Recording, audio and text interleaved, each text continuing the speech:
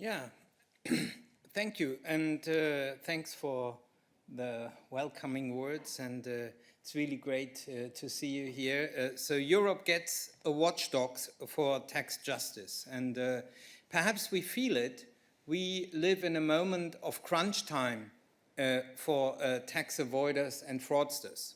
Today, there are three big shots, and therefore today is a big day for tax justice. So first, the European Prosecutor Office started working with a mandate on fighting VAT fraud, one of the biggest tax loopholes we still have in the Union and are unable to fight since 20 years effectively. Second, we have the EU Tax Observatory.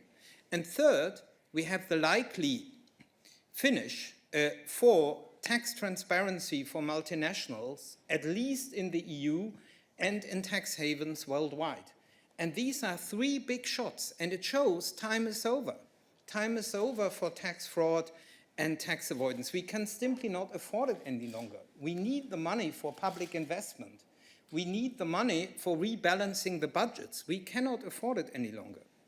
And therefore, today is also a day where we can show that the European Parliament can really make a difference in tax matters. We wouldn't have got Madame Kövesi without the insistence of the Parliament. We wouldn't have got the EU Tax Observatory without the initiative of the Parliament and the support of the Commission. And we wouldn't have got country-by-country reporting if it wasn't based on a Commission proposal, after long insistence by the Parliament, based on a procedure of majority voting. And this shows exactly how we have to progress, not to wait for 27 member states, including some tax havens, but to do what is possible within the remit we got. And actually, I have to congratulate you for choosing Gabriel Zucman, a commissioner, because I think he's the best possible choice for that job.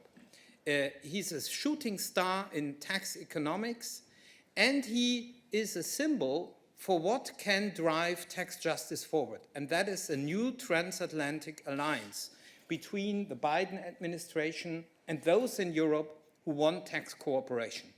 And let's face it brutally, not everybody in the EU wants that. And therefore it's so disappointing that the other EU G7 and G20 member states failed to support Mr. Biden on the 21% proposal. In fact, Germany, France and others shot themselves in the foot by negotiating in the OECD 12.5% rather than 21%.